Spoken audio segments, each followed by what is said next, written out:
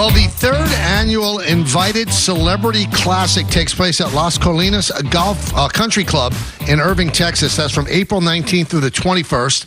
PGA Tour champion professionals will play 54 holes of stroke play for a purse of $2 million with the celebrities in a $500,000 competition. And one of those celebrities joins us right now, Baseball Hall of Famer Greg Maddux. And I truly do not believe it's hyperbolic to say that when you talk about the greatest pitchers who have ever lived, Greg Maddux is in that discussion in the top 5, and it's just a thrill to be able to talk to him. Greg, how you doing? It's Michael, Don, and Peter. I'm doing great. Thanks for having me. All right, so there are a couple of pitchers, Greg, that are still unsigned, Blake Snell and Jordan Montgomery, and I'm just wondering, how late can you go into spring training before it affects you being able to be ready at the beginning of the season? That's a good question. I think everybody's a little different. I think if you get, 4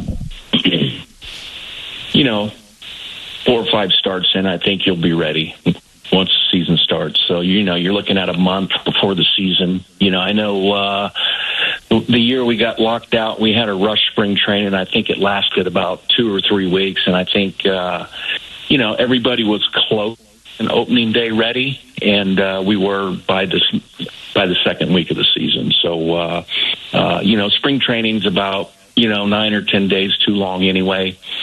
And I don't think there's the urgency, just not quite yet, to get these guys signed. Well, I guess Don's not there, so I'll no.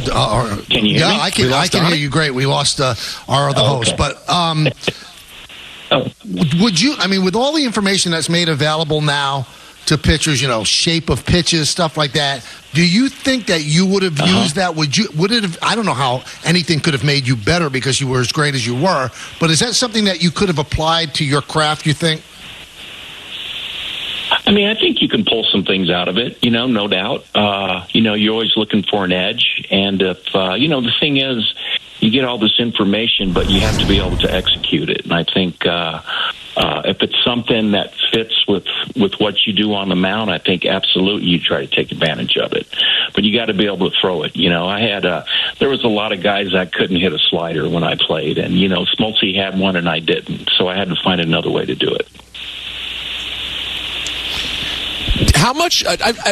I've always wondered about this, about your guys' rotation. How much interpersonal competition was there? I know we've heard about the golf outings and the good times and the championships, of course, but how much did the other guys drive you on that Braves team? Well, I think when you're around, Glavine, Smoltz, Avery, Merker, Mark Wohlers, Denny Nagel at the time, I think... anytime you're seeing guys go out there pretty routinely and going 6, 7, 8 innings every start out, you kind of want to do the same. So I think we push one another.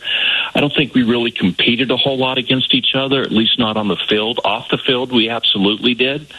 But on the field, we kind of supported one another, and we actually tried to help one another as well, too. I think Leo was a pitching coach, but Smoltz might say something, Glab might say something, one of the hitters might say something. Chipper was pretty good for the pitchers. He would always talk hitting, and that allowed us to try to understand the hitter's approach a little bit better. So, we all helped each other, but supported one another, being competitive in the clubhouse, unless it was a card game or a Nerf hoop or something like that, there really wasn't a whole lot of competition. Talking with Greg Maddux here on the Michael K. Show. So, Greg, you said, each guy would go 6, 7, 8 innings. That's like so foreign to today's game. How chapped would you be? You're about to go third time through the order, and they say, okay, it's time to go to the bullpen, because that's the way the game is now, Greg. Yeah, it is. We tried to we tried to finish what we started, and the guys here, if they can go 5 or 6 good innings, the bullpen takes over. I think, it's cool to have complete games and all that, but, throwing 5 or 6 innings, maybe we could have, went to a 4-man rotation and, pitched a lot longer. Who knows? But, the game's always evolving a little bit. I know the guys before us were throwing 300 innings. Mm-hmm. So, the game keeps evolving, and it's definitely an advantage for the pitcher if you only have to get the guy out 2 or 3 times. Do you like the way the game is now, the evolution of the game, where it doesn't seem like strikeouts really bother people, and it's kind of a whale and bail approach with launch angle trying to hit home runs? Would you be able to exploit that, Greg? Yeah. I would like to think I could. I mean, you're always trying to adapt and get the most out of your game. You're always trying to figure out the hitter's approach. And, I think the guys probably when we played hit their approaches a little bit better than the guys today. Mm-hmm. Now, we've talked to you before about this, and when you were younger, you did throw harder, but when you became Greg Maddux, the great Greg Maddux, you really commanded the zone, and you threw your pitches with precision. It seems like now, Greg, it's all about throwing as hard as you can for as long as you can. And I wonder if a guy, like when you were at the height of your greatness, I don't know if that guy would have been drafted. I mean, like you said, at the beginning, you did throw hard, but the great Greg Maddux probably wouldn't be drafted. So how do you reconcile that? I mean, is that something is that fair to pitchers that could be great like you that never get the chance? Well, it is all about the velo now, and but if if you watch the games today, it's still not a speed contest. It still is a pitching contest, and the guys that are going out there and pitching and executing, more pitches than the guy they're facing are still the guys winning. You can watch Kershaw or Verlander or those guys, Scherzer. You watch those guys go out there and pitch, and they're executing more pitchers than their opponent. And, that's why you always see those guys at the top of the list once the season's over. Your brother has become such a great pitching coach, one of the most respected pitching coaches in the game. Did you see that in him? And now on a fun aside, whenever he comes out to the mound, Greg, he puts his hand on the pitcher. Yeah. Was he always handsy like that as a kid? Yep. Yeah, they get their warm fuzzy, I guess. we always joke with them about that. This guy's, he better start pitching better, or he's going to get a warm fuzzy. And sure enough, a hitter or two later, he's out there, getting the warm fuzzy, trying to settle him down a little bit. So, he's always been a good mentor. Even he's 4.5 years older than me. Growing up as kids, he was always my mentor. He always accomplished what I wanted to accomplish, and then he was always a year or two ahead of me, and it was a great person for me personally to lean on. And we learned from the same pitching coach at a young age. We learned it was all about movement and location, changing speeds, and then velocity. So you have to be able to execute pitches, whether you're throwing 88 or 98. The pitcher that throws it, that keeps it out of the middle of the plate the longest, is the one that's going to win. All right, one thing we talk about on the show a lot, Greg, with regard to the way the game's changed and analytics, is the lack of respect for hot that they seem to have. What are your thoughts on that? How relevant was it to you, either personally to feel like you were in a zone, or on the other side, facing a batter who you just knew was in a zone? It just seems like they can't account for that with analytics. Well, I mean, we had analytics too, but we just called them scouting reports. It's kind of the same thing. And, whatever, you got to get 27 outs. And, there's certain guys you don't want to pick on. Barry Bonds is in the lineup, you better get the other 8 guys out. If Tony Gwynn's in the lineup, you better get the other 8 guys out. So, you have to pick your fights and do what you can to get 27 outs. And if you have to pitch around guys in order to do that, then, that's obviously what you do. All right, so, Greg, we're here in New York, and I always play the what-if game. Mm-hmm. It was supposedly very down to the last minute that you were going to be a Yankee. Do you ever play the what-if game if you had signed with the Yankees, how many championships you would have won? Now, obviously, you had great success with Atlanta, but how close was it that you became a Yankee?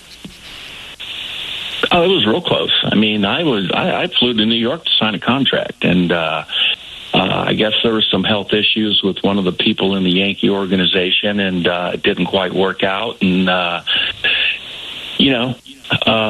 didn't think I had a chance to play in Atlanta when I went to New York, and then a couple of days later, they were able to move a player and make room for me, and it was probably best for me that I stayed in the National League. You know, I knew that league. That was before interleague, and you know, I thought it was a huge advantage for me to be able to hit and face the pitcher and run the bases and all that stuff. And I definitely want to stay in the National League. And you know, I don't play the what-if game a whole lot. You know, you look back on it now and you see guys, you know, with 4 or 5 championship rings over there. And, yeah, it'd be nice to have, but I wouldn't trade my time in Atlanta for anything. You know, Greg, the late Gene Michael used to just rave about you to me. Did you like dealing with Gene when he was recruiting you?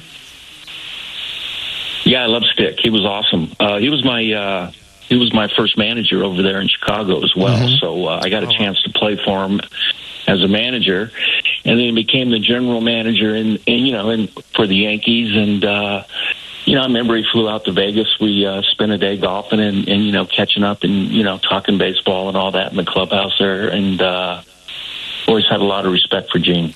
All right, so of all the pitchers right now, you know, Garrett Cole, Cy Young in the American League, Blake Snell in the National League, who's your favorite pitcher to watch? Well, when he's healthy, it's DeGrom. Right.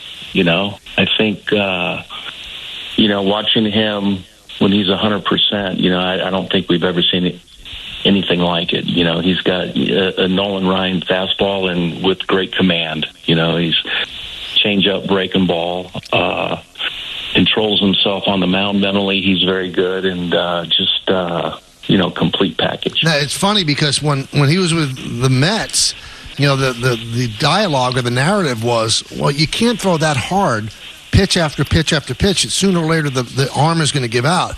Do you think that played into the injuries? I mean, can a human arm throw 99 for like 50, 60 straight pitches other than Nolan Ryan? Well, there were a lot of guys, too, throwing 80, you know, in the high 80s that were blowing out their elbows as well. So I think, you know, everybody's bigger, stronger, faster today, and who knows? Who knows? It could be genetics. It could be the fact maybe you're right. He threw too hard for too long. But who really knows? And, you know, there's plenty of guys. I think it's the effort you put into throwing. It's not exactly how fast you're throwing. It's how much effort you're putting in to throw that fast. And watching DeGrom throw, it's a very easy 98. You know, he's not grunting and snorting. It just comes out at 98. The other guys, it comes out at 92. You know, my buddies were asking you about the analytics, and I remember you and Tom Glavine were under a lot of scrutiny when Questek came in. Like, would you be getting the corners, and how much would your game change? How much do you think your game would change with robot umpires? Well, I feel like I threw as many strikes as anybody, so the umpires miss more strikes on me than everybody else. You know, that's kind of how I look at it. You know, I think I look at the strike zone today, and I'd love to have that high strike. You know, I think you can get a lot of strikes pitching up in the zone, which you see guys doing today, which is what we couldn't do. We did get a little bit more off the corners, but, you know, I think it's more than made up for it with the strike zone today, just with that high strike. So, you know, the strike zone to me is pretty much a wash. And, you know, I enjoy watching the guys throw today. Like I said earlier, you know, they're all bigger, stronger, faster, you know, better breaking balls, stuff like that. It's kind of fun to watch. I know it's a lot harder on the hitter these days today than it was back when we played. All right, Greg Maddux is our guest, third annual Invited Celebrity Classic at Las Colinas Country Club. Does golf give you the competition, Jones, that you missed by not playing? No, golf's fun. You know, it's relaxing. It's a way to get out of the house, hang out with your buddies, you know, go on trips, get a chance to see the world. You know, last year we went over to Scotland, got a chance to play golf, and that was pretty special. You know, recently I've been fortunate enough to, you know, have a golf trip at Pebble Beach, and then we went to Hawaii and played there. You know, it's just it's a great way to see the world in vacation and do something you enjoy doing. Greg, we always love talking to you. We really do, and we appreciate you coming on. Thank you so much. Well, thank you. Thanks for having me, guys. You got it. That's the great Hall of Famer, Greg Maddux. And, I mean, the way he would pitch, I mean, you know, he mentioned get the other guys out with Tony Gwynn. If you look, he had great success against Tony Gwynn. He had great success against great hitters. He just knew where to pitch them, how to use their aggressiveness again. He was really a technician on the mound, and it was like seeing a guy, paint this beautiful picture. He was an artist on the mound. He really was. So, boy, can you imagine if he had been on those Yankee teams? I mean, they won 4 out of 5, so I don't know how many more they would have won. But with that offense, wow, it would have been unbelievable. So somebody got sick.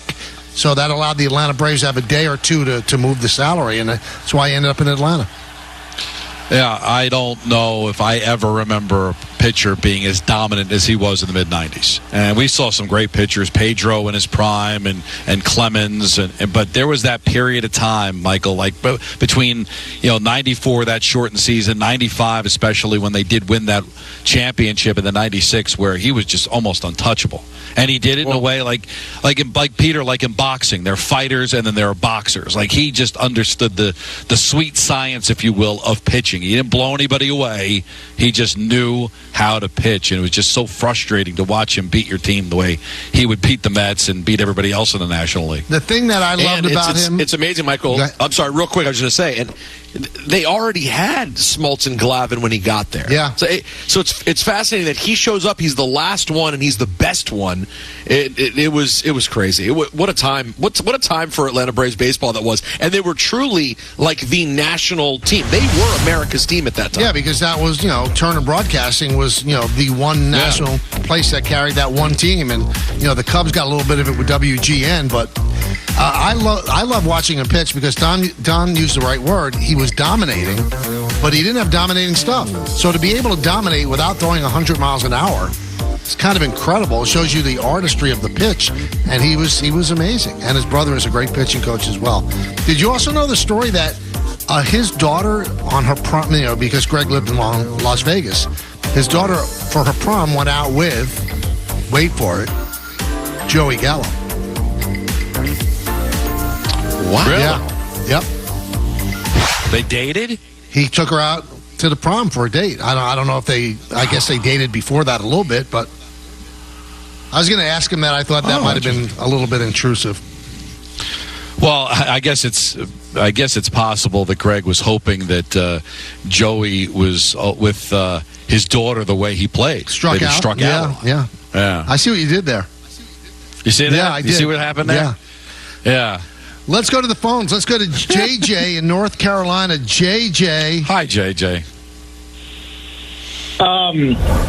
So when I'm gonna try to play the role of Michael here for a second. I apologize in advance.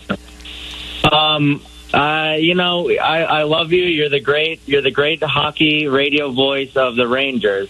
And being there at that game yesterday, did you think at all, even for a split second, God, it's killing me that I'm not calling this game and the Kenny Albert is, because you're really the true voice of the Rangers. I love this Michael-like call.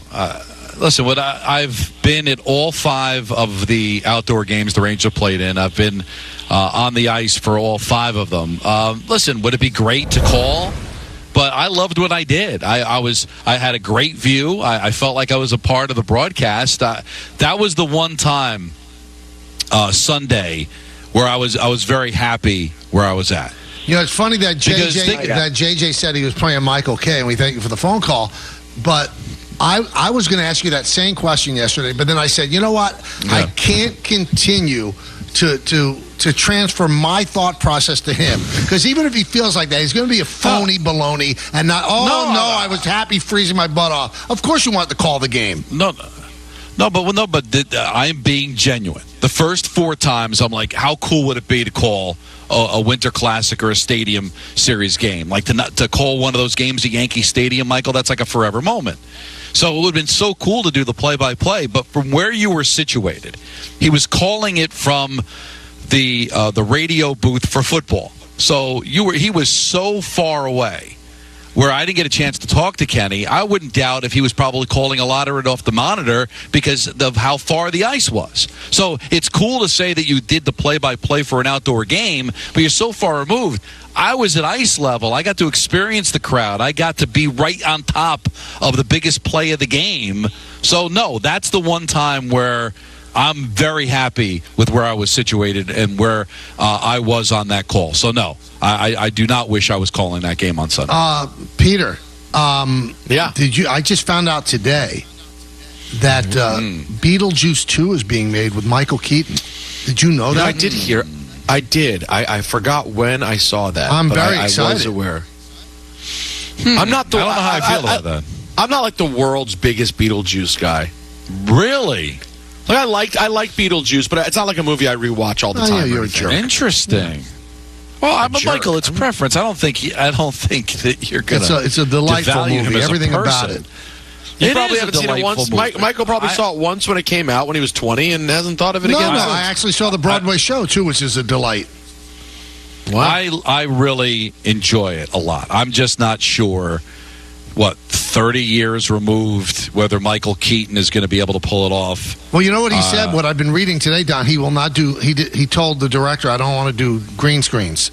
So they're doing real acting. So he said, the people that I'm talking to are in front of me. I mean, but he was so young, and it was vibrant, and you can't play off, it's 30 years later because he was dead to begin with. So I don't think you age when you die. Great point. So I know you have to suspend reality, but I honestly, I'm good on this. I think they should lay out. You think Alec Baldwin's back? Do you think Gina Davis is back? Who's who played the girl? Winona Ryder. I wonder if they're all coming back. And by the way, I was wrong. They can come. Wynn actually did hit Maddux, hit 415 against him. Bonds didn't. I got that messed up. I'm sorry. Although it's okay for all of the humans to age because there's different things that you could do with it.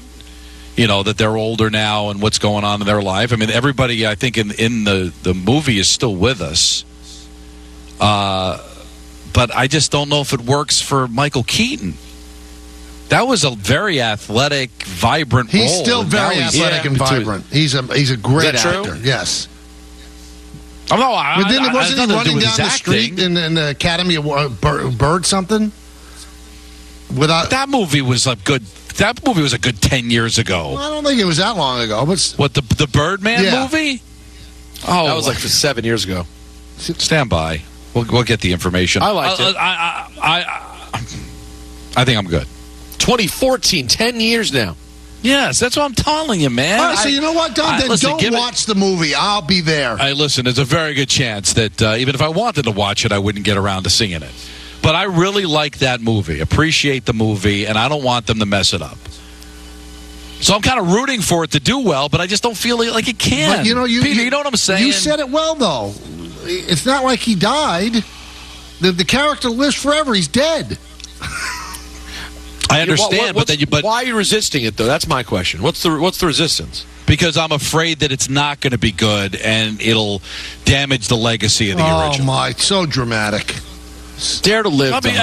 And you know what? I know that we're a little disconnected today, but I wish I could have explained why I'm good with the documentary with Tom Brady and the dynasty. Michael didn't let you. He blew right. No, he never said so anything. I don't stop him from talking. It's been a failed experiment for 22 years. All of a sudden, he wasn't able to get his thing in.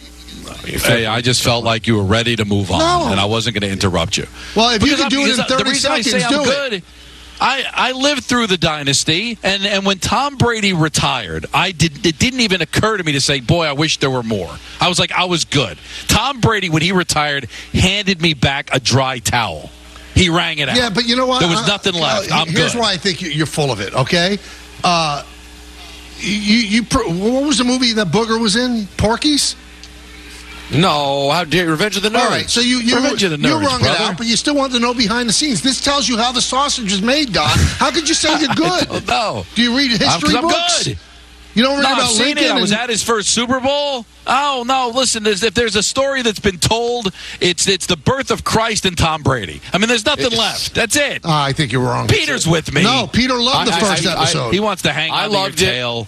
I loved it, but I also feel what Don's saying. It's not an undertold story. I mean, but you know what? If this documentary is done well, there are undertold stories. I learned a lot in the first two. Good. Good. Then don't enjoy it. I'm good. Don't enjoy it then. I'm not a fan. I'm not a Patriot fan. Doesn't it was matter. A Giant Don't you want to see greatness? You know what? Tell me the episodes when they get into the 2 times the Giants beat them. I'll tell watch you that. those. I will. Don't get to him. Such an obstinate ox. He really is. No, I'm good. I'm good. Are you going to watch the dunk contest? I don't care if they're using human heads to dunk. I'm not watching. That's what I was busy watching something that I'm just being honest with you. What, I got to follow the herd? I think you'd appreciate somebody like me. No, I don't. I don't appreciate you at all. How many times we tell you about quality programming? Peter, how many times? Quality program. No, he's good. He's not going to watch. This is the one thing he has to watch. Because you want me to watch The Wire and Better Call Saul. If it has to do with sports, you should be watching it for the show. No, that's unfair. Now you're being unfair. I don't do a show in Boston. Oh, my. Well done. Calm down. See, everyone be calm. I'm going to take the silence as him admitting I'm right. No, you know what? I'm so frustrated with you sometimes. You're just such an obstinate ox. You really are. Nothing convinces you that. Look who's talking. Peter, do you know He's who's an talking here? obstinate ox. That's what we call him. He's very obstinate. I don't know what it means, but I know he's that. We have the great college writer for the Post, Zach Braziller. I believe that's how he pronounces his last name. He will join us, talk about the Rick Pitino stuff in just a moment. But first, Peter's going to tell us about BetterHelp.